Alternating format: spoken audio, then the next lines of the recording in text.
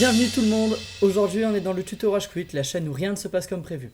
Et nous allons incarner un travailleur du futur dans Cloudpunk.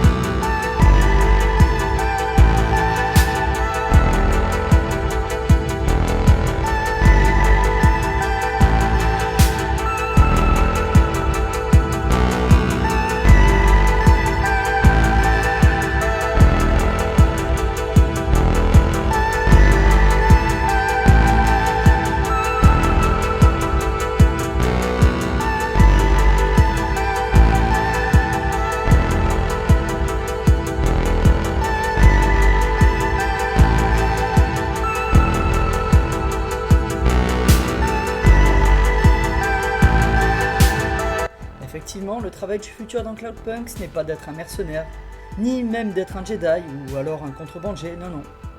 Vous êtes un coursier. Mais ceci dit, ne vous en faites pas. Vos colis douteux dans certaines missions vous feront vivre une aventure narrative. Et oui, j'ai bien dit colis douteux. Je suis innocent. Et à présent, vous devez évoluer dans un monde cyberpunk, accompagné de votre fidèle chien, incarné par la voiture. Ou est-ce la voiture qui incarne le chien ? Je ne sais pas. En tout cas, il vous sera bien utile, car il incarne tout simplement l'IA de la voiture. Un chien incarne l'IA de votre voiture. L'intelligence artificielle de votre voiture, c'est un chien. Et c'est ça le futur, putain. Non mais imaginez votre petit chien Cookie qui meurt du jour au lendemain et que vous décidiez de le réincarner dans quelque chose comme un grille-pain. Imaginez le truc de malade. Je veux vivre jusqu'à 140 ans pour voir ce genre de conneries comme ça. Oui, vive la médecine moderne. Non. Enfin bref, est-ce que je m'emballe un petit peu trop et qu'on s'écarte un petit peu trop du sujet aussi ? Probablement. Tout ça pour dire que, en bref, vous incarnez Rania et son chien dans un monde beaucoup trop grand pour eux. Vraiment beaucoup trop grand. Il est immense, je n'arrive pas à m'y retrouver. À chaque fois, je me perds. Je me cours tout le temps le chemin. Est-ce que je me pose tout le temps la question ? Est-ce que je suis pas déjà passé par là ? Oui, probablement, peut-être. Et c'est probablement pas la carte qui va vous aider. Non, ça indique que dalle. J'en ai marre. Laissez-moi voir le monde en entier. Merde, c'est pas possible. Et en plus, j'arrête pas de me prendre des voitures. Il y a des voitures partout. Et quand ce n'est pas la voiture, qu'est-ce que c'est ? C'est les panneaux ! Merde ! Et vous allez me poser la question, est-ce que c'est le jeu qui est nul ou est-ce que c'est moi qui est nul ? Ah, je ne sais pas, je suis probablement très mauvais aux jeux vidéo en tout cas. Ce qui laisse paraître le jeu en tout cas. Bon, pour nous détendre un petit peu, je vous propose de passer à la maison. Alors oui, dans le jeu, nous pouvons avoir une maison. C'est trop bien, nous avons un petit appartement que l'on garde. Ça ressemble à du Animal Crossing en fait. Vais-je devoir de l'argent à Tom Nook ? Probablement pas, enfin je l'espère. Allons voir notre petit balcon pour voir ce qu'il en est. Non, ce n'est pas du Animal Crossing. Bon, c'est pas grave, de toute façon tout le monde préfère Doom alors tant pis. Quelle idée de sortir en même temps aussi.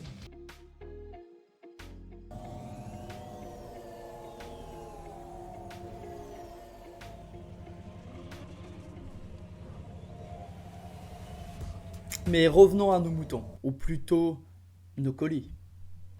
Mais pour être franc, j'ai été de mauvaise foi tout à l'heure. Le jeu, je l'ai trouvé plutôt sympathique. Je vous ai parlé du gameplay un poil trop rigide des voitures et des cartes où il manque une option pour voir la ville en entière, et pas juste les quartiers.